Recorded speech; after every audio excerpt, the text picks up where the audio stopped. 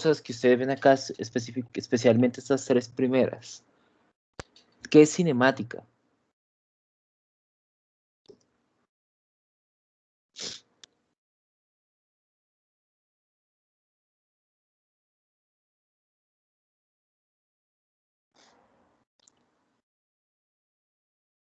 Eso lo vieron por ahí en el colegio, ¿no?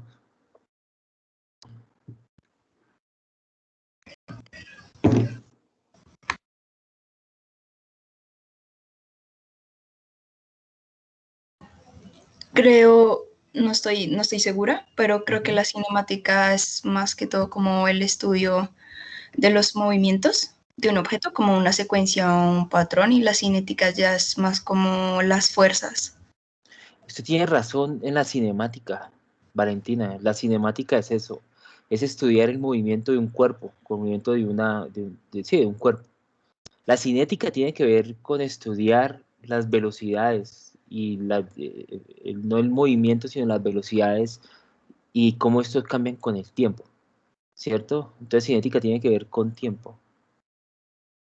La mecánica tiene que ver con las fuerzas y cómo las fuerzas cambian ese movimiento, ¿sí? Es importante que todo eso lo tengamos claro, y la dinámica es básicamente cómo estos estudios de mecánica cambian con el tiempo, ¿sí? Entonces la mecánica es el estudio de las fuerzas y cómo estas afectan al movimiento, y dinámica ya tenemos que ver, meter el tiempo en la mecánica, ¿listo? Entonces, solo para saber en qué nos vamos a basar un poco cuando hablamos de mecánica de fluidos. Estamos hablando de movimiento, es clave, y estamos hablando de fuerzas. Estas dos cosas tenemos que nosotros empezar a utilizarlas cuando hablamos de mecánica. Y en este caso va a ser enfocado a la mecánica de fluidos. ¿Listo? Entonces es lo que nos vamos a basar. Cuando nosotros tenemos, y esto creo que lo vieron ya, voy a pasarlo rápido.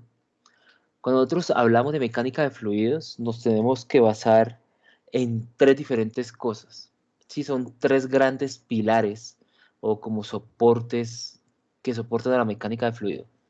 La primera es la ley de Newton, que es la ecuación de Navier-Stokes, que es la misma ecuación de movimiento que ustedes han visto en otros cursos, ¿sí? Tenemos que ver principios de conservación de masa, y eso hay que tenerlo claro porque nosotros hemos estado haciendo y lo solemos hacer como muy, ¿cómo se dice eso? Olímpicamente, y estamos utilizando, o ustedes han venido utilizando quizás eh, igualar caudales en tuberías, ¿sí? Pero eso no es correcto. Eso no es correcto porque cuando tenemos sistemas como gases, eso ya deja de ser cierto. Entonces hay que tener en cuenta y hay que tener principios de conservación de masa bastante presentes.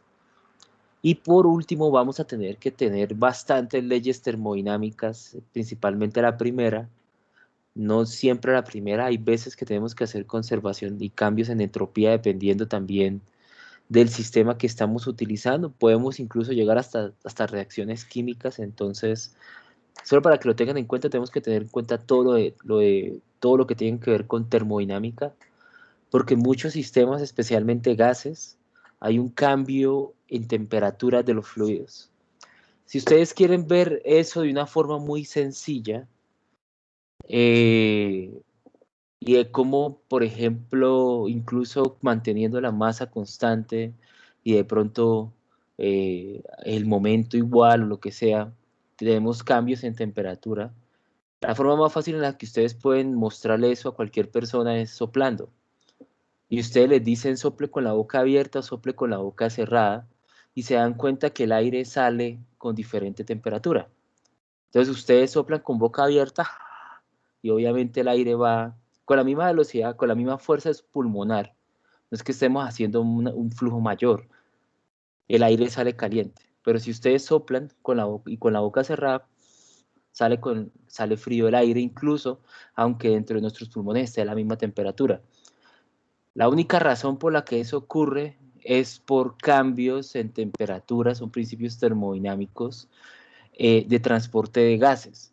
Sí, eso siempre va a suceder. Siempre que estemos transportando gases, si hay una contracción, hay enfriamiento. Si estamos bombeándolos, hay calentamientos.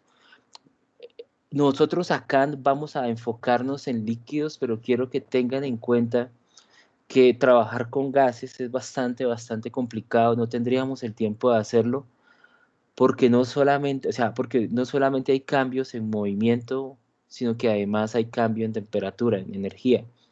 Y eso hace que los cálculos sean bastante complejos en muchas ocasiones. Listo, entonces para que lo tengan presente, hagan eso y para que se lo muestren a alguien más si quieren. A mí me parece chévere. Entonces hay que tener en cuenta eso, hay que también tener en cuenta que la mecánica de fluidos está soportada sobre números adimensionales y sobre análisis dimensional de P. Buckingham, como lo que ustedes vieron en algún momento, lo cual nos va a llevar a correlaciones empíricas, nos va a llevar a entender diferentes números adimensionales relacionados directamente con transporte de momento, que ese número ustedes ya lo conocen en todo lado. ¿Cómo se llama ese número? El número dimensional que está relacionado a transporte de momento. Se llama Reynolds, ¿sí o qué? Se llama Reynolds. Y entonces ese número dimensional, ¿qué es lo que relaciona? A ver si ustedes recuerdan.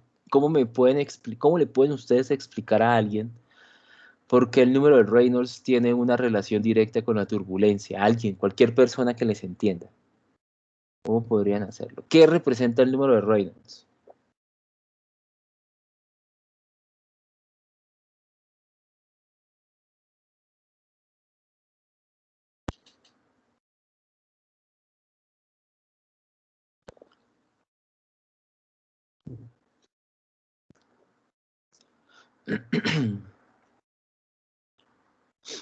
Es la relación de que, a ver si ustedes lo recuerdan. Más adelante lo tengo en las diapositivas, pero solo quiero saber si ustedes recuerdan qué es lo que está tratando de correlacionar el número de Reynolds.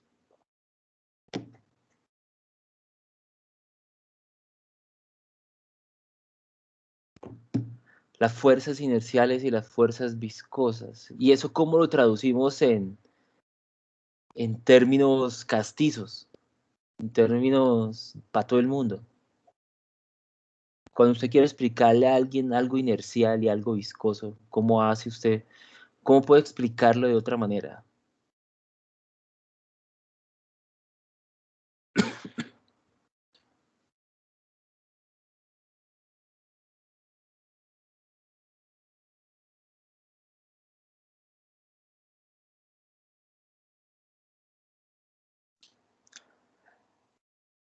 ¿Qué sería una fuerza inercial? ¿Qué creen ustedes que hay, que es una fuerza inercial para ustedes?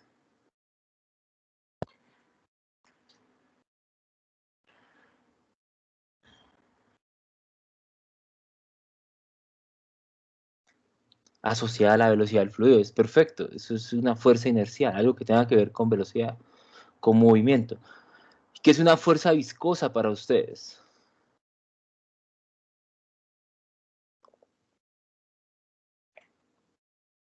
Porque yo sé que lo que vamos a ver hoy ustedes ya lo han visto en otro lado, entonces podemos darle un poco más de tiempo, ¿no?, para hablar de estas bases tal vez. Pero sé que sería una fuerza viscosa.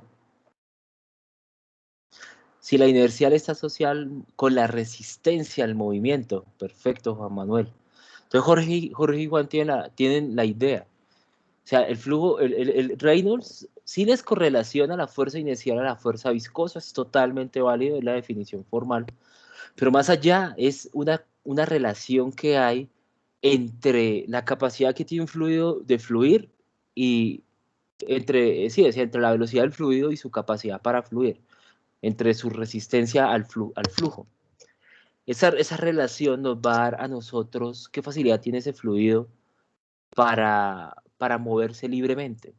Entre más difícil es para él moverse libremente, pues obviamente el flujo va a ser más lento, va a ser ordenado, porque no tiene facilidad de flujo. Va a ser bastante difícil, va a encontrar mucha resistencia. Y eso es similar a lo que vamos a ver, lo que uno siempre ve cuando tiene fluidos en flujo laminar. Cuando tenemos fluidos que tienen mucha facilidad de flujo y además van a una velocidad muy alta, el movimiento se vuelve caótico, ¿sí? Yo siempre digo, es como cuando ustedes tienen, digamos, ustedes son 50 personas metidos en un salón y de pronto hay un incendio. Entonces le dicen, salgan por la puerta, ¿vale? Dependiendo del tamaño de la puerta, o dependiendo no del tamaño de la puerta, dejemos la puerta constante, pero dependiendo de la velocidad a la que ustedes salen, pueden salir ordenados o pueden salir de forma caótica. La resistencia es la misma, porque la resistencia está por sus cuerpos y por donde están tratando de salir. Pero dependiendo de la velocidad a la que salgan, pueden salir de forma ordenada o se va a volver un caos y va a formar lo que llamamos turbulencia. Entonces, básicamente es eso. O sea, el Reynolds representa eso. Representa la facilidad que tiene un fluido para fluir. ¿Sí? O sea, es eso. Asociada a su velocidad y a la resistencia. Entonces, es por eso que se utiliza bastante y es lo que vamos a utilizar nosotros en este espacio de diseño de tuberías. Aquí está el número de Reynolds, como ya habíamos dicho, es la relación entre números convectivos, términos convectivos y términos viscosos de las ecuaciones de Navier-Stokes. Se utiliza para caracterizar el movimiento de un fluido. También sabemos que es una correlación entre los parámetros inerciales y los parámetros viscosos, es decir, la velocidad y la viscosidad. Pues cuando decimos inerciales tiene que ser por donde estamos andando, entonces está el diámetro en relación con su viscosidad. Ese diámetro es el diámetro hidráulico, ustedes ya lo han visto en otros lados, que el diámetro hidráulico es el perímetro mojado sobre el área de flujo, que para una tubería es el diámetro de la tubería. Pero si la tubería, para una tubería de corte transversal circular, pero si tenemos una tubería cuadrada, pues entonces tendríamos que calcular el diámetro hidráulico como perímetro mojado sobre área. Y eso ustedes tienen que tenerlo en cuenta porque no siempre se van a, pues obviamente las más utilizadas son cilíndricas, pero pueden encontrarse otras. Ese término, ese Reynolds nos da a nosotros diferentes, eso ya lo vimos también en agitación, pero nos da valores en los cuales podemos encontrar regímenes de flujo. El flujo laminar, a diferencia de la agitación, aquí sí vamos a decir que el flujo laminar es por debajo de 2300. En agitación, si no estoy mal, era por debajo de 10, si no mal no recuerdo, era como 10, era una cosa muy pequeña. En este caso estamos hablando de 2300. Y a medida que aumentamos de 4000 vamos a tener turbulencia. La principal característica de estos flujos turbulentos, según lo que ustedes vieron también en Fenómenos 1, es la formación de lo que llamamos el flujo tapón. ¿Sí lo recuerdan? Que es que se va achatando esta velocidad, el perfil de velocidad de nuestro sistema a medida que cuando el fluido se desarrolla, es decir, si nosotros tuviésemos una entrada a una tubería, ¿sí? Y por acá está entrando el fluido, al inicio se va a desarrollar un perfil de velocidades bien definido. Pero a medida que el fluido se empieza a desarrollar a través de la tubería, se empieza a andar a través de la tubería, se forma un perfil mucho más achatado, correspondiente a un perfil turbulento. Ese desarrollo generalmente, si no estoy mal, se da a 10 veces el diámetro de la tubería en forma promedio. ¿Qué quiere decir eso? Que después, si ustedes quisieran colocar un controlador, ¿sí? Para determinar velocidades, para determinar de pronto no velocidades, pero temperaturas. Este perfil que tiene nuestro sistema también podría tener un perfil de temperatura ahí, de la misma manera, ¿sí? Entonces, evidentemente en la mitad va a tener una temperatura diferente que a los bordes de la tubería. Entonces tenemos que esperar que se desarrolle el perfil para poder colocar aquí un sensor, un controlador. Entonces esa distancia es aproximadamente 10 veces el diámetro de la tubería. Para que lo tengan presente donde necesitan ponerse los PID, los PID no, los PIs o los controladores de flujo, o los traductores o lo que tengan que utilizarse. El flujo se desarrolla, esto se vuelve como llamamos flujo tapón. En realidad no es que ustedes se imaginan que el de la mitad se va desacelerando y el del lado se acelera, entonces se forma plano, porque esa no es lo que está sucediendo. Lo que está sucediendo es que es turbulento, si se dan cuenta como se ve en esta imagen. Al inicio, pues obviamente hay una entrada bastante, en toda la entrada de la tubería se ve una gran velocidad, una gran turbulencia, tapón, sí, bastante formado, un flujo, una parábola bastante formada, pero a medida que avanza la turbulencia, lo que empieza a suceder es que las líneas de flujo empiezan a mezclarse unas con otras por la gran turbulencia que puede existir en el sistema, y la consecuencia de todo eso es que la velocidad promedio a través de toda nuestra tubería se hace igual, y por eso es que tenemos flujos tapón.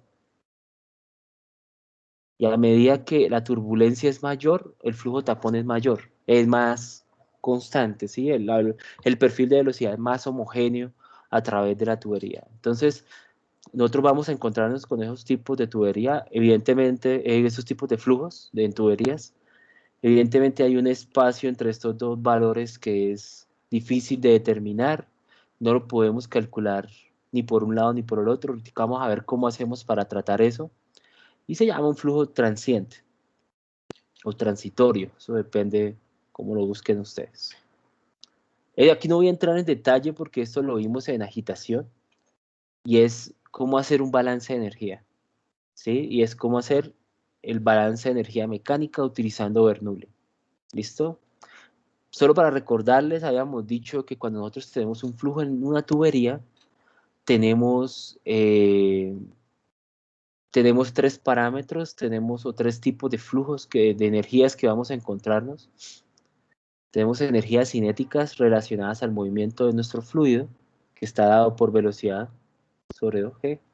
Tenemos energías asociadas a la energía potencial gravitacional, que tiene que ver con la altura, y energías de flujo, que tienen que ver con la diferencia de presiones que hay en nuestro sistema. Esto que ustedes ven acá está expresado en términos de cabezales, en términos de metros. La razón por la cual es porque históricamente, cuando los ingenieros mecánicos empezaron a desarrollar todo esto, pues la forma en la que tenían para calcular, por ejemplo, la presión que tenía un fluido, era determinar cuánto era la altura de una columna de agua que podía levantar. Entonces quedó en metros de agua, originalmente. Ahora termina todo colocándose en términos de cabezal. Las bombas que nosotros compramos nos dicen cuánto es el cabezal máximo que puede levantar. Y todo está expresado en términos de metros, pero es una convención histórica. Entonces así se lo van a encontrar ustedes en todo lado. Es necesario que acá lo trabajemos en metros. ¿Listo?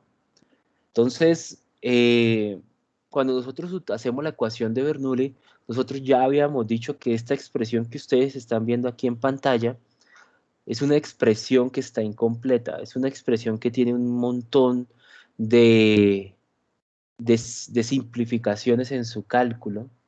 ¿Por qué? Porque está obviando lo obvio, y es la fricción. La fricción no está en esta gráfica, solo tiene flujos y energías, pero no tiene cuánto se pierde por disipación por calor que la fricción. Como ya les había contado y que lo que termina siendo el ingeniero a través de la vida, el ingeniero químico sobre todo es hacer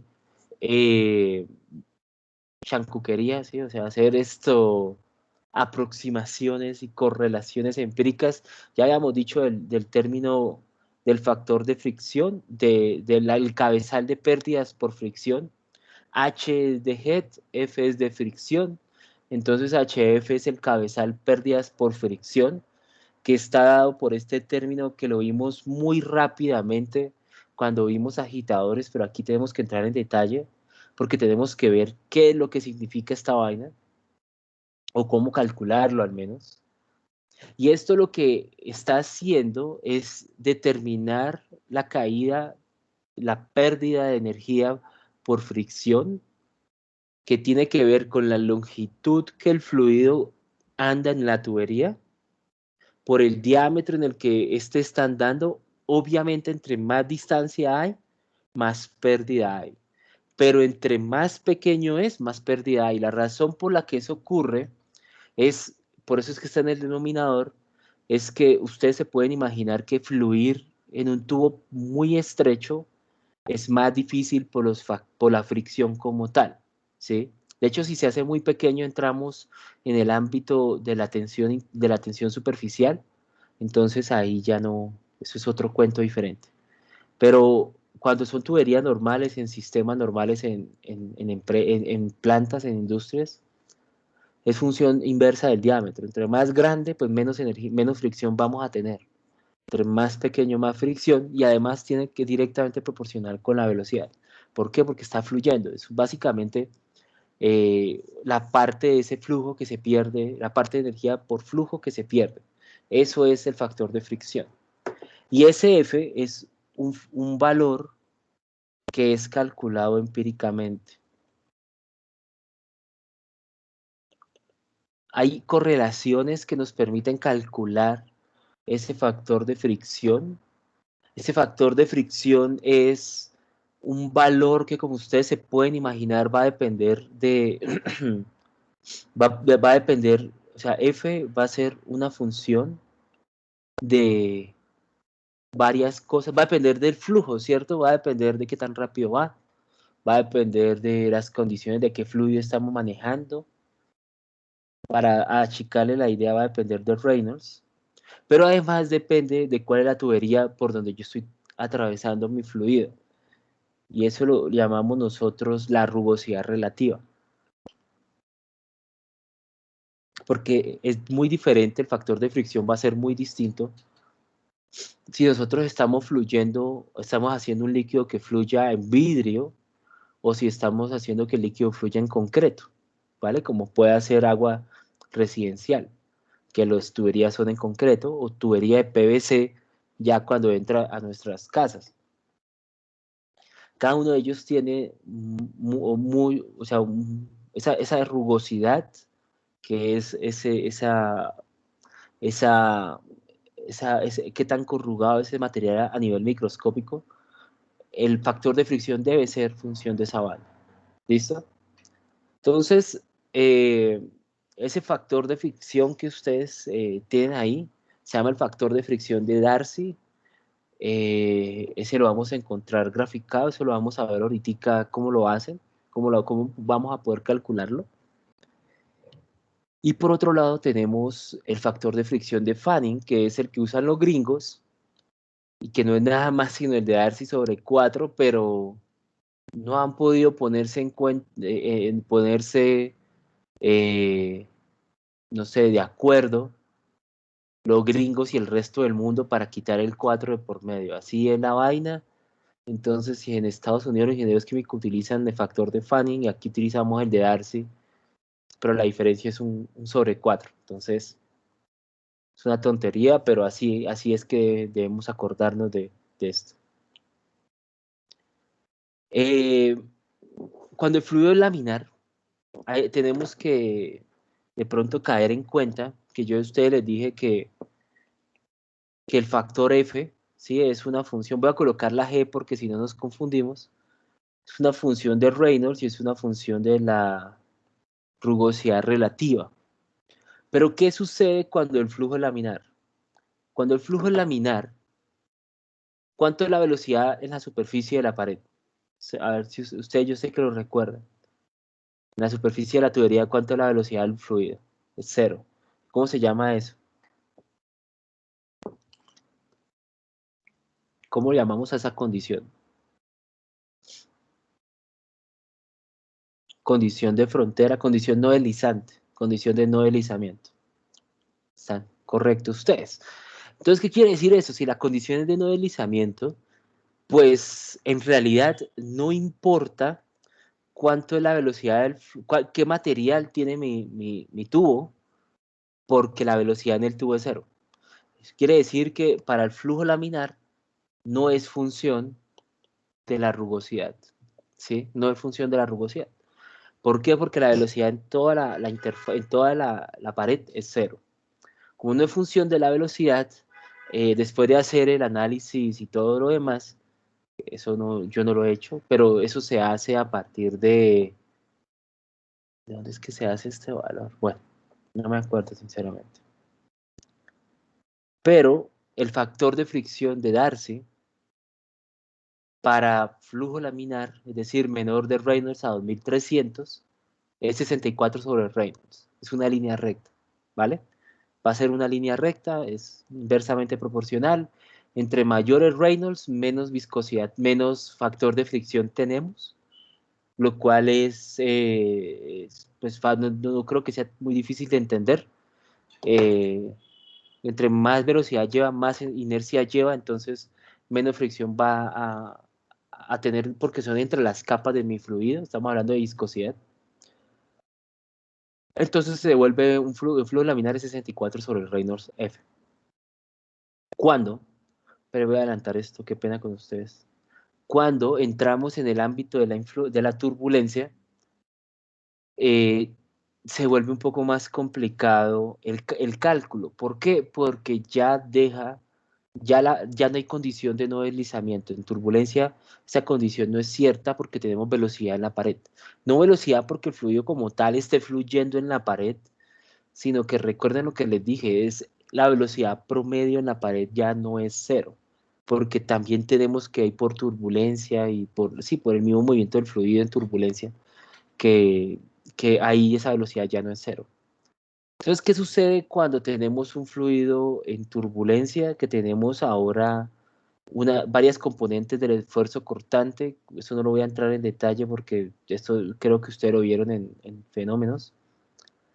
Pero lo que es importante vernos, lo que tenemos que ver es que una vez nosotros entremos en estado de turbulencia, nuestro factor de fricción se hace función de Reynolds y de la rugosidad, es decir, del material de construcción de mi tubería. Entonces, ¿qué sucede? Eso hace que nosotros, si graficáramos el factor de fricción contra Reynolds, que es lo que tenemos en esta gráfica, nos vamos a encontrar con varias regiones. Tenemos una región laminar que vendría siendo dada por este espacio que ustedes están viendo acá. Esa región laminar es una región en la cual esto de aquí es F igual a 64 sobre Reynolds. Es un espacio, obviamente es una línea recta, porque estamos, si ustedes se dan cuenta, esta vaina está graficada en escala logarítmica, ¿no?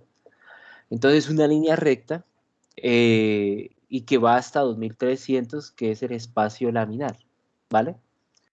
Pero una vez arrancamos de 4000, que es cuando entramos a la parte turbulenta, entonces vamos a tener que toda esta región que ustedes ven acá, en toda esa región vamos a tener diferentes líneas, vamos a tener diferentes comportamientos, es decir, obviamente entre mayor sea Reynolds, menor es el número de la fricción, lo cual tiene sentido, igual lo que sucedía con la zona laminar.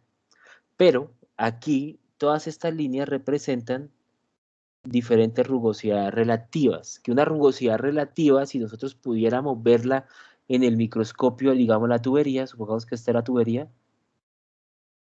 y nosotros acercamos, no sé, este pedacito de aquí, entonces vamos a tener que la parte superior es así, ¿no? O sea, es más o menos, esta sería el acercamiento, y esto de acá, esta altura de aquí, es rugosidad, ¿sí? Y el D es el diámetro de la tubería. Entre más grande la tubería, menor es la relación entre esa rugosidad y el diámetro. Entonces hay menos fricción, ¿sí? Entonces depende de ese número.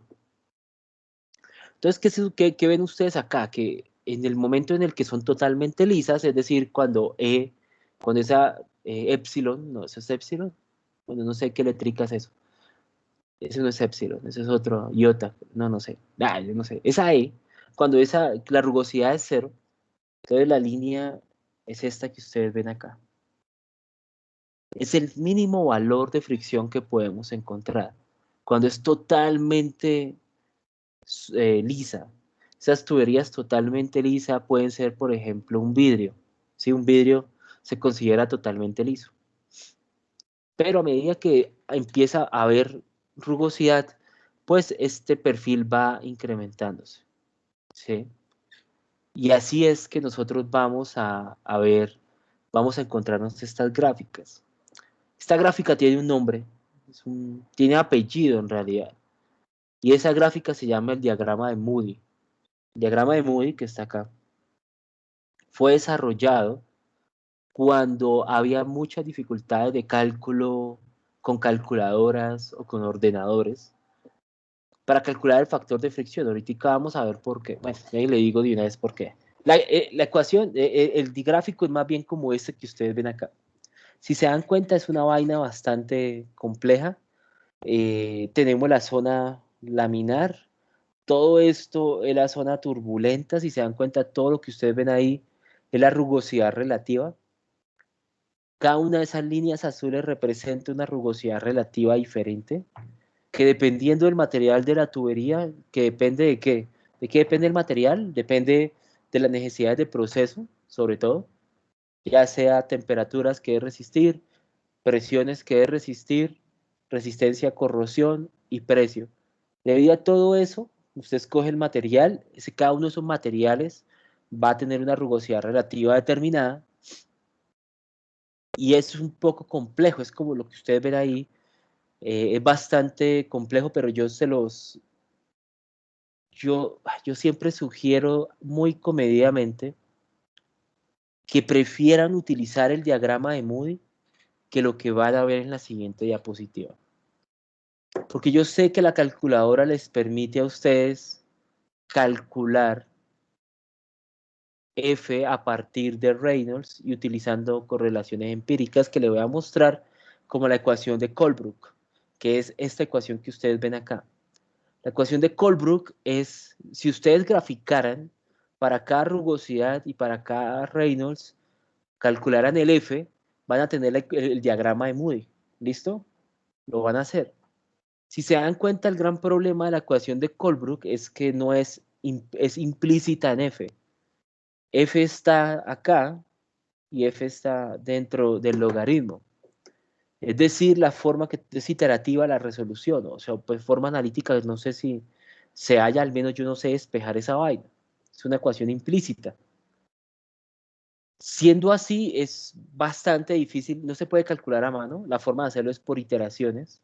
La calculadora lo hace automáticamente, pero dependiendo de muchas cosas, entre ellos del valor inicial que usted establezca para que ella empiece la iteración, esa vaina se le puede espapallar.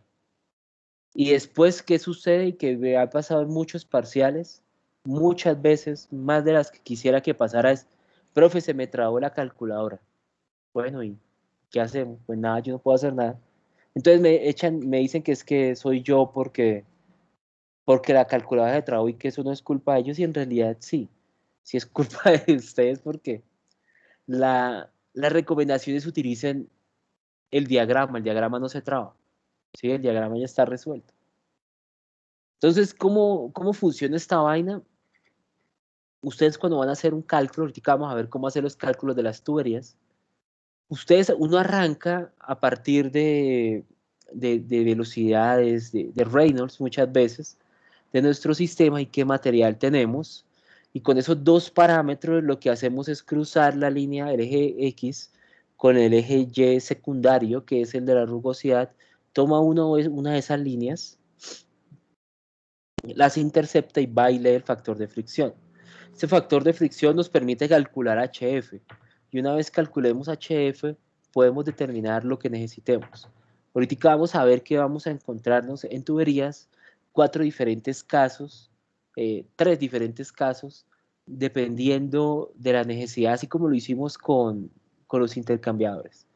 Si estamos diseñándolo de cero, si estamos implementando un cambio en una tubería, o si estamos haciendo un cambio en el proceso, algo.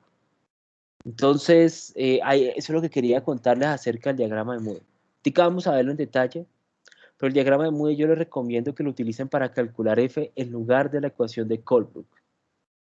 Hay unas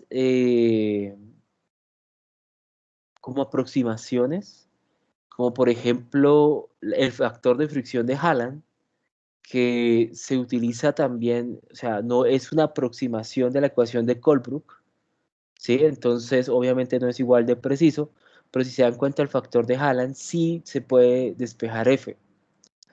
Entonces, hay condiciones en las que puede utilizarse ese en lugar de Colebrook, como por ejemplo a altos números de Reynolds. Cuando el número de Reynolds es muy grande, la ecuación de Colebrook, ¿qué le sucede? Pues el denominador del F, este valor, se vuelve muy pequeño. Y como se vuelve muy pequeño, puede despreciarse, entonces ustedes pueden calcular F como una función solamente de la rugosidad. Pero estamos hablando de regiones en las cuales esto ocurre, ¿sí se dan cuenta? Que se vuelve recto, completamente recto. Pero ¿cuál es la forma más fácil de ver a partir de qué valor para esa rugosidad usted puede despreciar Reynolds? Pues del mismo gráfico de Moody. Entonces, ¿para qué utilizar la ecuación? Bueno, esa es mi opinión, ¿no? Entonces, hay muchísimas formas de calcular F, pero muchísimas. Muchísimas. ¿Cuál de todas esas vamos a utilizar? Vamos a utilizar la ecuación de Colebrook. ¿Listo? Pero eso no quiere decir que sea la única. De hecho, fue desarrollada para fluidos como agua, por ejemplo, pero hay fluidos que tienen características distintas, entonces ya no se puede utilizar lo mismo. Diferentes hidrocarburos y demás, entonces utilizan ecuaciones distintas. Por ejemplo, la ecuación 16 es una vaina recomplicada para utilizar y aún así utiliza los mismos parámetros que la ecuación de Colebrook. Entonces, mi recomendación es vamos a utilizar Colebrook de aquí en adelante, ¿listo? Cada vez que ustedes van a utilizar una tubería diferente, van a seleccionar el material. Obviamente, si estamos, no sé, hablando de concreto, pues estamos hablando de una rugosidad de 2 milímetros. Eso es, por eso es que usted se cae en concreto y pues queda pelado, ¿no? Porque 2 milímetros son piedras gigantes. Por más que lo alicen, podemos llegar hasta 0.04. Eso es bien poquito. Sí, pero eso es bastante al fin y al cabo. Milímetros. Quiero que miremos, por ejemplo, no sé, vidrio. El vidrio se considera completamente liso. Por ejemplo, el acero comercial puede llegar a 0.046 al nivel del concreto muy, muy liso. El acero inoxidable es mucho más liso que el acero comercial. La razón está porque ustedes saben que el acero inoxidable en realidad es un acero oxidado, ¿no? Lo que pasa es que está oxidado con níquel en la superficie, que da esa apariencia y no se daña. Hace una película que cubre al acero, básicamente. Entonces el acero inoxidable es un acero oxidado. Entonces el acero inoxidable pues tiene una rugosidad chiquitica. Y así con los diferentes tipos de materiales. Entonces esto usted lo puede encontrar en muchos lados y muchas veces en los en taller, qué sé yo, en el parcial. Cuando ustedes compran materiales, cuando ustedes compran tuberías, pues de pronto les van a dar información de la rugosidad para poder hacer los cálculos de caídas de presión, porque recordemos que todo esto nosotros lo estamos haciendo porque en una tubería lo que va a suceder y lo que yo quiero que ustedes recuerden es que la presión va a caerse. Cuando usted está fluyendo un fluido, sí, así se puede decir, ¿no? Cuando está fluyendo un líquido o un gas a través de una tubería, el fluido va a perder presión. A un punto en el que si pierde presión, usted puede meter fluido a un lado y al otro sale un hilito, ¿sí? Y eso pasa muchas veces. Y para la mayoría, o sencillamente se estanca el fluido en nuestras tuberías. Entonces, si ustedes han visto, por ejemplo, yo creo que ustedes no lo han visto, pero cuando los oleoductos, por ejemplo, o los acueductos, pues, en muchos casos, tienen estaciones de bombeo dispuestas en diferentes puntos de la ciudad, o el oleoducto en diferentes puntos del trayecto. ¿Por qué? Porque la estación de bombeo es capaz de bombear hasta cierto punto y sabe que va a llegar a 2 kilómetros ese fluido, debemos poner antes otra estación de bombeo y hágale, y hágale, y hágale. Entonces, eso es lo que quiero que entiendan. Cada vez que estamos transportando algo por tuberías, perdemos presión. Y perder presión puede ser un problema económico porque estamos teniendo presiones bajas a la salida. De pronto no somos capaces de llenar un tanque porque estamos moviéndolo por abajo. No pueden ser problemas si estamos metiéndolo a un proceso. Muchos procesos requieren fluidos presurizados. Entonces, la distancia de tuberías, el tamaño de las tuberías o el diámetro de las tuberías afecta esa caída de presión, como lo han visto ustedes acá con el diagrama, con la ecuación de Bernoulli. Entonces, hay que tener todas esas cosas en cuenta.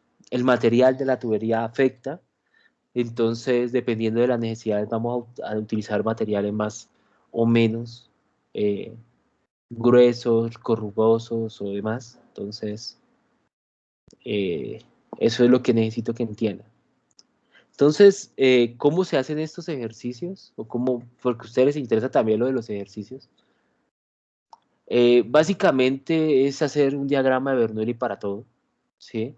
Igual como hicimos con agitación. En este caso tenemos un aceite que tiene una densidad, una viscosidad cinemática determinada, dinámica, no me acuerdo. Rho sobre mi. Bueno. Tiene una velocidad, está fluyendo a una velocidad determinada. Si se dan cuenta, tenemos parámetros para hacer Bernoulli.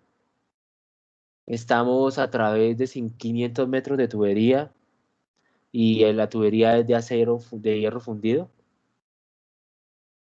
Y calcular las pérdidas de nuestro sistema. Entonces, cuando dicen head loss es la caída de presión. Entonces, básicamente tenemos una tubería de 500 metros. La tubería tiene un diámetro de 0.2 metros, ese es el diámetro de la tubería, 200 milímetros.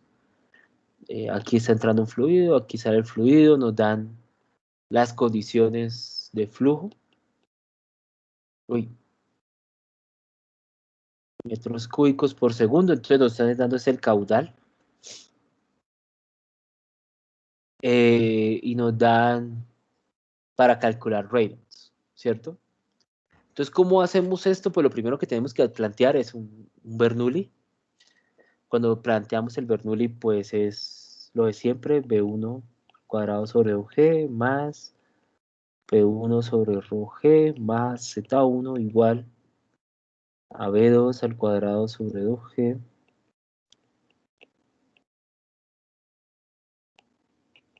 más HF porque hay pérdidas.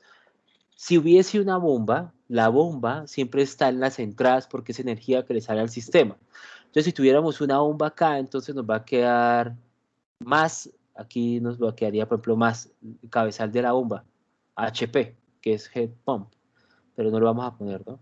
Si tuviésemos turbinas que están utilizando esta energía del fluido, es una salida, o sea, aquí podría ser el H de la turbina, si quisiéramos saber la energía de la turbina, ¿sí? Entonces, solo para tenerlo en cuenta, el lado izquierdo es todo lo que está entrando de energía al sistema, el lado derecho todo lo que sale. Entonces lo que tenemos que hacer acá es determinar pues la caída de presión. Hay que tener en cuenta acá que nos dicen primero que no nos dan información de altura. Vamos a suponer que esta tubería es horizontal, por tanto Z1 y Z2 es igual, ¿cierto? Son iguales. No hay cambio en el diámetro de la tubería, por tanto si hacemos un balance de masa, es decir, masa 1, el flujo másico 1 es igual al flujo másico 2. Las densidades son iguales. Uy, qué pena.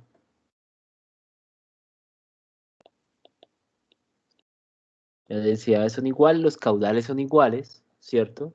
Si los caudales son iguales, entonces, y los diámetros son idénticos, las velocidades son las mismas. ¿Listo? Entonces, ¿qué nos queda de toda esta ecuación? Que el cabezal, el head loss, que es el HF en realidad, va a ser igual a ¿qué? A P1 menos P2 sobre ρg. Entonces, ¿qué es lo que tenemos que hacer? Calcular HF. Una vez que podemos calcular HF, podemos darle respuesta a la parte B, que es la caída de presión. Bueno, aquí podemos hacerlo de una vez. Ah, no, la parte A es la caída de presión, que es este, y la parte B es cuál es la caída de presión si hay un cambio de 10 grados. O sea, ya Z1 y Z2 no es cero, sino que podemos calcularlo en función de 10 grados y los 500 metros de tubería, entonces por coseno podríamos calcular la altura, ¿no? 10 grados. Es seno, opuesto sobre adyacente, sí. Entonces con el seno de 10 va a ser igual a la altura sobre la longitud y eso es lo que nos está diciendo esta vaina, ¿listo? Entonces, pero eso lo calcularán ustedes después. Yo no sé si lo tengo acá, sí, probablemente. Entonces, ¿qué es lo que tenemos que calcular acá? HF, que HF es igual a F, perdón, por L sobre D, B al cuadrado sobre 2G, que B, pues es la velocidad de nuestro fluido, que en este caso es la misma entrada y salida. Si no supiéramos, es el espacio donde vamos a calcular esa fricción, ¿sí? Entonces, si tuviésemos una tubería, no sé, algo así, ¿cierto? Y queremos calcular HF, hay dos HFs. Hay dos. Uno en la pequeña y uno en la grande. ¿Por qué? Porque aquí tenemos una longitud, un diámetro y una velocidad. Aquí tenemos una longitud, un diámetro y una velocidad. ¿Listo? Entonces va a ser igual a esto, igual al delta P sobre rho G. Lo que tenemos que calcular es F, básicamente, porque la longitud la tenemos, el diámetro lo tenemos, la velocidad lo tenemos, la densidad la tenemos. Necesitamos calcular el factor de fricción. Y el factor de fricción es función de la rugosidad y en función de Reynolds, que es lo que está en esta parte del ejercicio.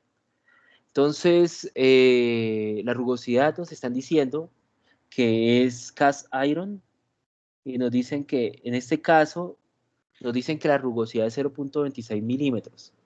Pero esa es la rugosidad, no la rugosidad relativa.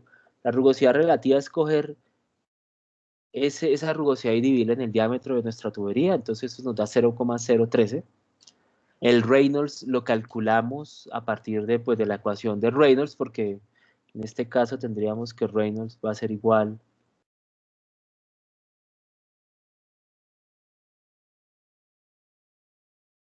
que no me acuerdo de la... Entonces es rho GH, entonces queda así, ¿cierto? La velocidad por gravedad sobre viscosidad cinemática. Creo que es esa, ¿cierto? Entonces, creo que Reynolds, eso da 128.000. Con 128.000 sabemos que es un valor de turbulencia, entonces 128.000 y 0,013 podríamos venir a esta gráfica. Entonces 128.000, voy a acercarlo. Entonces aquí hay 100 y acá hay 200, acá hay 100 y 200.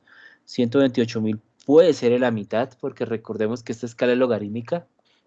Entonces el 150 está más de la mitad para allá. Entonces 128 puede ir ahí.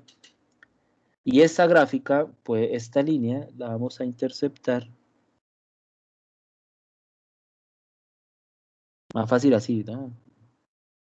La vamos a intersectar con 0,013. Si no estoy mal, ese era el valor que teníamos. Déjenme mirar rápido. 0,013, sí. Ya, entonces 0,013 está en un valor como por acá. O sea, puede ser este valor de acá. Entonces vendría siendo esto de acá. Venimos. Y nos debe dar algo así como 0,021, tal vez. Si no me quedó mal leído, ¿no? Esto, ¿sí? 0,0225. Y si lo quieren hacer preciso, pues metan esos valores más bien en Colebrook y lo resuelven. Obviamente, pues puede trabarse, ¿no? Ahí pasó la gatica. Esto, vale, entonces el factor de fricción. Con el factor de fricción podemos calcular HF, que es 117 metros. Recuerden, da en cabezal, por la ecuación que acabamos de ver. Y con eso podemos calcular, entonces, como ya teníamos que HF es igual a delta P rho G, esta parte de aquí es para el segundo punto, ¿no? Pero para el primer punto tendríamos que calcular delta P y eso nos va a dar un número, que no sé cuánto es, pero le va a dar un número y le va a dar en términos de pascales y es la caída de presión que tiene su sistema. Es bastante sencillo, este es el caso más fácil. Evidentemente hay casos para resolver mucho más complejos que son los que ustedes van a hacer, ¿no? Eh, yo no sé si tengan alguna duda con respecto a esto.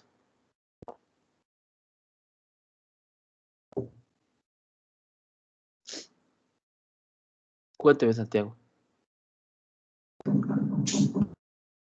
Hola, profe, buenos días. Sí, es que no entiendo en esa segunda parte de esa ecuación del HF, ese L por el seno de 10. ¿Esta parte? Sí, Sí, esta parte es para el segundo punto, para la segunda parte de la parte B. Dice que cuál es la caída de presión si la tubería está hacia abajo 10 grados. Entonces, aquí ya nos están diciendo que la tubería baja 10 grados. Entonces, estos son 10 grados. Entonces, tendríamos que calcular este H y tenemos la longitud de la tubería. Entonces, el seno de 10 va a ser igual a H sobre L. Y como necesitamos H, entonces va a ser igual a L seno de 10. ¿Sí? Que es este valor de aquí. Entonces ahí lo que, como para la segunda parte ya Z1 y Z2 no son diferentes, la diferencia entre Z1 y Z2 es H, ¿cierto? Entonces, por eso es que queda más L seno de 10.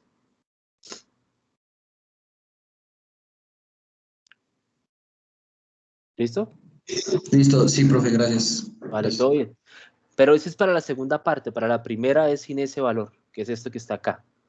Entonces, ese sería como la primera forma, o el primer tipo de ejercicios que ustedes pueden encontrar. Ustedes pueden encontrar otro tipo de ejercicios en los cuales la pregunta no está relacionada con caída de presión ni con delta P, sino que las preguntas están relacionadas, por ejemplo, con determinar cuánto es la longitud de la tubería. Entonces, ¿cuánto es la longitud de la tubería? Ahí hay un gran problema y es la longitud de la tubería está metida en el cálculo de HF, está metida en el cálculo de, bueno, devolvámonos aquí al Bernoulli. No, si era tubería solo está metida en el cálculo de HF, pero el problema es que toca hacerlo de forma iterativa. Si les piden el diámetro es más complicado todavía. ¿Por qué? Porque el diámetro va a estar metido probablemente en la velocidad, porque suelen darles términos en términos de caudales. Y si ustedes no tienen el diámetro, no saben la velocidad. Si no tienen el diámetro, no saben Reynolds. Y si no tienen el diámetro, no van a poder saber F. Entonces toca hacerlo de forma iterativa. Que eso es lo que les tengo acá. Entonces, hay tres tipos de ejercicios.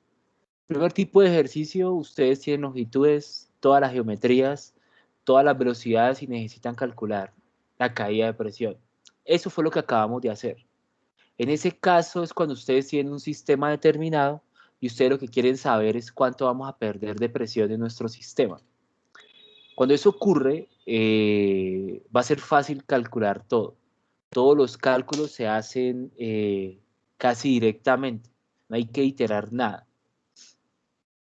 El tipo 2 y el tipo 3 son de diseño. El tipo 2 tiene que ver, por ejemplo, cuando usted tiene un sistema de tuberías y necesita saber con qué velocidad necesita mandar su fluido para que a la salida le salga a una presión determinada. Ese generalmente es uno de los problemas que uno tiene cuando va a escoger una bomba. Entonces usted necesita saber qué velocidad va a salir mi fluido al final. Cuando eso ocurre, vamos a tener problemas con la velocidad porque la velocidad está metida en muchos lados. La velocidad está metida como parte de Bernoulli, ¿cierto? Está metido como parte de Reynolds. Entonces los cálculos deben hacerse con iteración. Ahorita les voy a mostrar cuál es un esquema normal de iteración. Y obviamente, pues eso, una parte de esa iteración es, hay que iterar F. Entonces toca mirar cómo hacerlo. Y el tercer tipo de ejercicio también es de diseño, pero ustedes necesitan seleccionar tamaños de tuberías. Y es el que les decía, o sea, cuando tenemos cambios de tuberías o cuando tenemos que escoger la tubería, pues tenemos problemas porque cuando tenemos que cambiar la tubería tenemos problemas de que el diámetro está metido en Reynolds, está metido en las velocidades probablemente, porque hay caudales, está metido en la rugosidad relativa, porque la rugosidad relativa depende del diámetro. Como está metido en todo lado, la iteración es mucho más larga y compleja. Entonces, obviamente ustedes podrán esperar que casi siempre toque iterar, ¿no? Entonces, les cuento que eso es lo que sucede. Entonces, aquí tenemos un ejemplo sencillo. Es que estos ejemplos son difíciles. Prefiero hacerlo algorítmicamente como me gusta a mí. El tipo 1 es sencillo, pero vamos a pensar en el tipo 2, que era cuando le preguntan cuál es la velocidad. Por ejemplo, como este ejercicio que está acá. No lo había leído, pero como este ejercicio que está acá. Es el mismo ejercicio de la tubería, ¿cierto? Es una tubería, ¿cierto? Es una tubería de 100 metros. Tiene una caída de presión, o sea, el delta P es de 8 metros. En realidad, la caída de presión de 8 metros no es el delta P, sino es el delta P sobre el G. Porque un delta P no puede ser de 8 metros, ¿no? Entonces, la caída es head loss. Cuando dicen head es la palabra clave, porque es el cabezal que se pierde.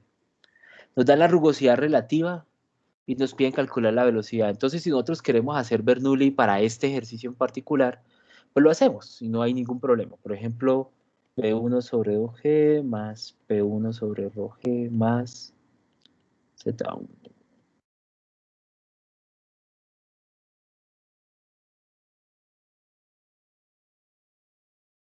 Más HF. Entonces, ¿qué sucede? La tubería es horizontal. Nos dan el diámetro también, que el diámetro es 30 centímetros. Es constante a través de todo nuestro sistema. No nos están dando información que haya una contracción. Por tanto, las velocidades van a ser iguales independientemente de cuál es la velocidad. Y eso hay que tenerlo claro, ¿sí o qué? La caída de presión no la dan. Entonces, básicamente nos dicen que P1 sobre P2 sobre ρg es igual a 8. ¿Listo? Entonces, ese valor está. Z1 y Z2, pues, es lo mismo porque es una tubería horizontal. Y ese 8 es igual a HF. ¿Vale?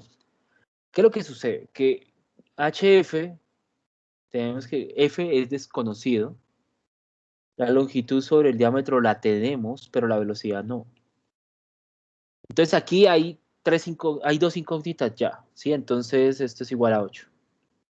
Entonces de acá tenemos dos incógnitas, que es que no tenemos F y no tenemos B. Ahora tenemos que calcular Reynolds, porque Reynolds es función de la velocidad. Entonces es ρ, B. Y de acá tenemos dos incógnitas, Reynolds y B, ¿cierto? Entonces ahora ya tenemos tres incógnitas, entonces necesitamos una tercera ecuación. Esa tercera ecuación va a ser el diagrama de Moody. Y de nuevo les digo, ustedes pueden utilizar la ecuación de Colebrook, pero la siguiente es el diagrama de Moody. Porque es la correlación entre Reynolds y F, ¿cierto? Entonces, Moody es la que nos hacía falta para tener el sistema completo de ecuaciones. De nuevo, puede ser Colebrook. Es decisión de ustedes, ¿vale? Yo les recomiendo el diagrama, pero es decisión de ustedes. ¿Cómo hace uno para resolver este sistema de ecuaciones si van a utilizar el diagrama de Moody, por ejemplo? Es muy sencillo. Ustedes los que tienen que arrancar es suponiendo un F, ¿sí? F supuesto, ¿vale? Con el F supuesto, ¿qué valor van a suponer? Y ahí es donde me gusta el diagrama. ¿Por qué? Voy a volverme al diagrama. ¿Qué valor voy a suponer de F? Pues el valor que voy a suponer es un valor que el diagrama contenga, ¿sí?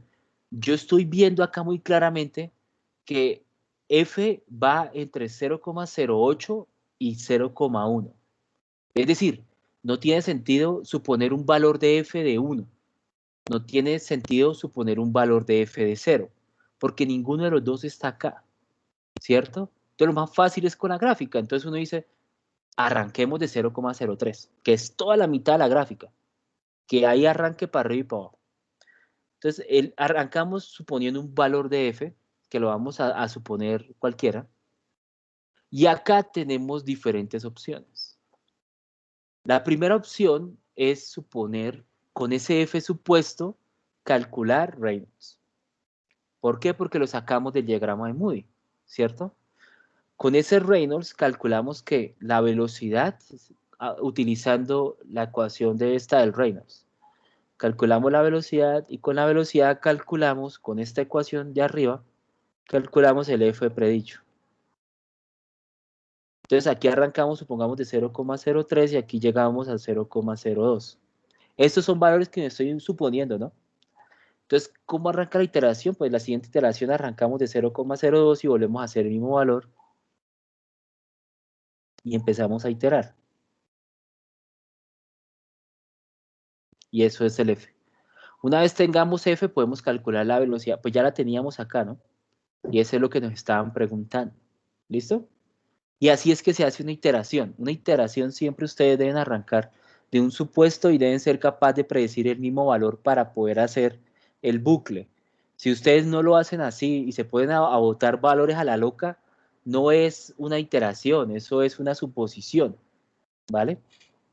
Entonces aquí obviamente también se resolvió de alguna manera, aquí está lo que se hizo, obviamente esto ya tiene números, cuáles eran los valores que se calcularon, y en la iteración aquí se arrancó de 0,04. Y aquí se van por otra ruta. En lugar de suponer F y luego Reynolds, hacen F y luego con la primera ecuación calculan la velocidad, con la velocidad Reynolds y con Reynolds un nuevo F. Da igual, el orden no va a interesar, pero la iteración se puede hacer de esa manera. No sé si alguien tenga una pregunta acerca de cómo iterar esta vaina. Yo creo que para todos ustedes, de pronto a estas alturas de su carrera, es bastante sencillo, pero no sé ustedes hasta qué momento han iterado porque ya no hay tanta necesidad de iterar como antes. Cuando yo estudiaba uno tenía que iterar todo, hasta la plata del bus. Entonces no sé si tengan alguna duda con respecto a esto de cómo resolver estos sistemas. Voy a volverles a poner esto por si acaso.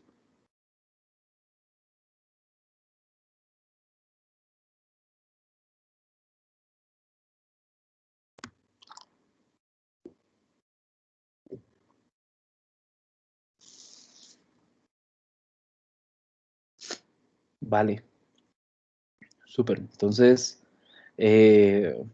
nada, ese es la forma de hacer un ejercicio tipo 2. Un ejercicio tipo 3 es muy parecido. No voy a entrar en detalle porque necesito hablar en los últimos 5 minutos de algo más. Pero el ejercicio número 3 básicamente van a tener que iterar otras cosas. Aquí les voy a dejar un ejemplo. Porque el problema es que ahora el diámetro también está metido en la rugosidad. Es decir, no solamente vamos a tener las mismas 3 ecuaciones de ahorita, sino que además tenemos una cuarta de rugosidad. Pero la iteración es la misma. O sea, aquí lo que toca hacer es, evidentemente, lo más fácil es probablemente suponer un F, con ese F calcular un diámetro y con ese diámetro calcular un Reynolds y con ese Reynolds volver a calcular otro diámetro, otro F con el diámetro original y hacer la iteración. ¿Sí? Quizás esa sea la forma más sencilla. Aquí yo sé que habíamos puesto esa forma. Con el F calcular el diámetro, con el diámetro un Reynolds, con el Reynolds calcular esa última expresión era la rugosidad relativa, y con la rugosidad relativa, esta es de la rugosidad relativa, y con eso volver a calcular el diámetro. Pero básicamente es cerrar el bucle, ¿sí? Hasta donde converja. Y en el momento en el que converge, pues ya estamos. Ahí ese es el valor. No tenemos que saber exactamente al mismo número. Generalmente esas iteraciones tardan tres ciclos, ¿sí? En el tercer ciclo converge.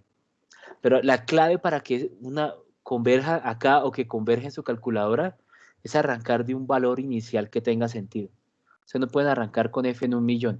Probablemente no les converja. Entonces, ¿vale?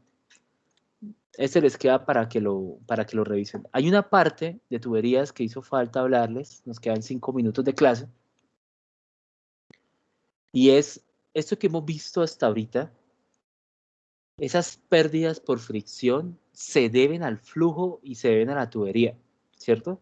Entonces, fluir un fluido, fluir un líquido, todo esto es para líquidos solamente, incompresibles, por cierto. hacer fluir un líquido a través de una tubería acarrea una pérdida de presión, ¿sí? Pero no es la única forma que puede ocurrir para que hayan pérdidas, ¿sí? Esa pérdida por flujo se llama una pérdida mayor. Todo esto que estamos viendo se llaman pérdidas mayores. Pero hay otras formas de perder, de que haya pérdida de presión en nuestro sistema, que se llaman pérdidas menores y normalmente ocurren por accesorios. Cuando nosotros tenemos las pérdidas por accesorios, estamos hablando a pérdidas por cosas que se conectan a una tubería, ¿sí? Cualquier conexión a una tubería.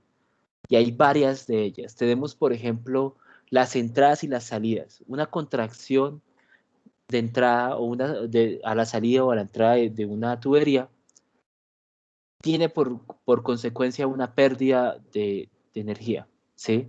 Los codos, obviamente, es un fluido que iba derecho y de pronto se chocó. Entonces, ahí hay pérdida. Las válvulas son caídas de presión, pero son caídas mucho más bruscas entre más cerrada está la válvula. Esto que está acá se llama una brida.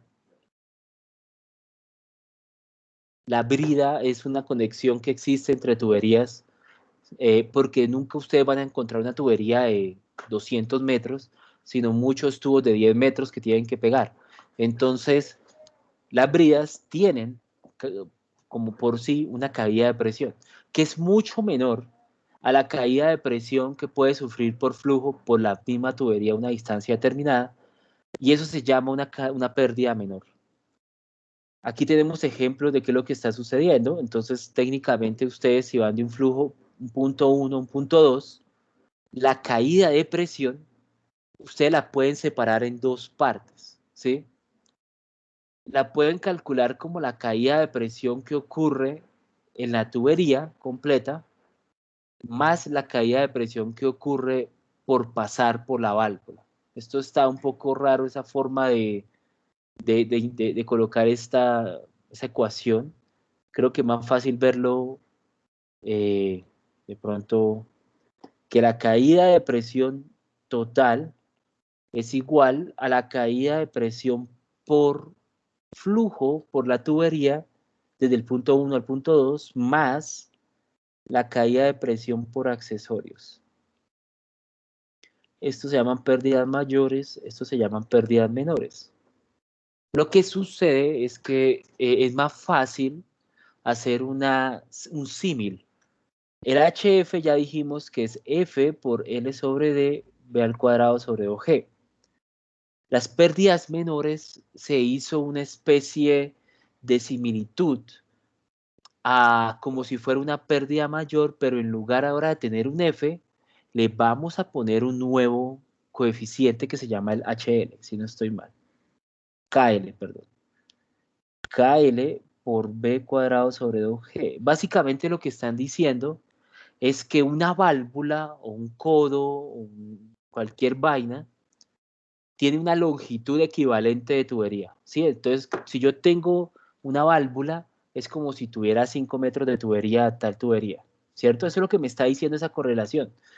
Esto de acá, convertirlo en KL, lo que estoy diciendo es que es un equivalente, es una longitud equivalente. Y cada uno de esos accesorios tiene una longitud equivalente.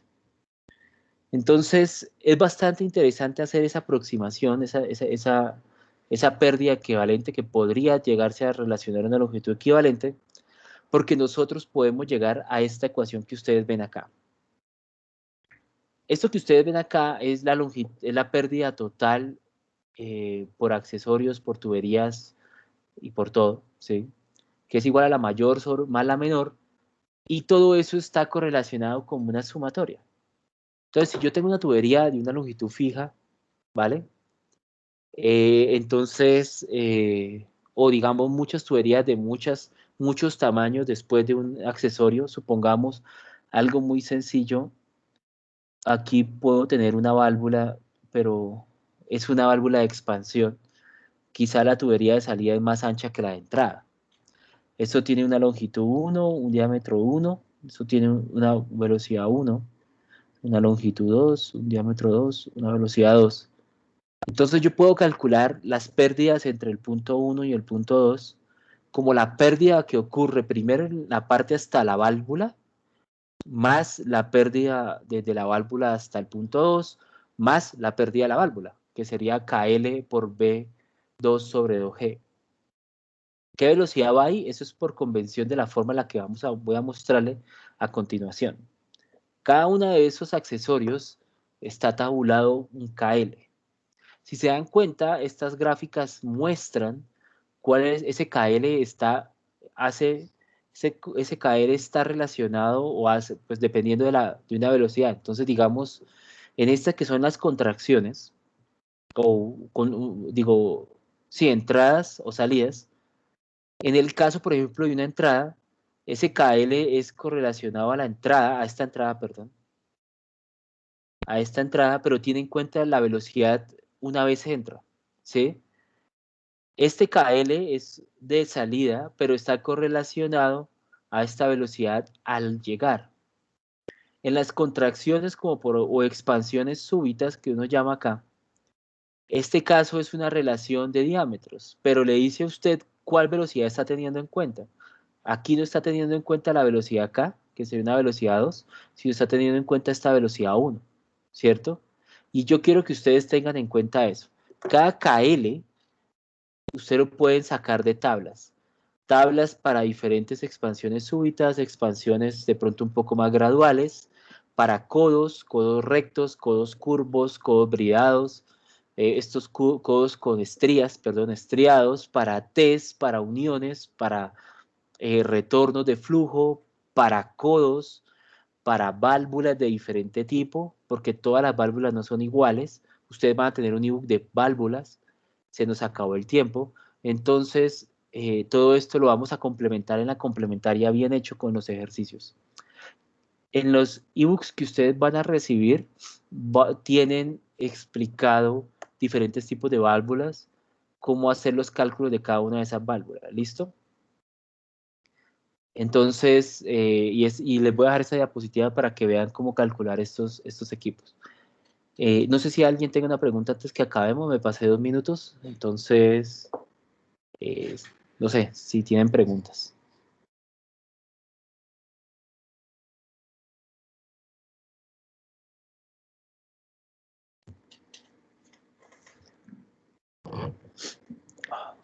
¿No?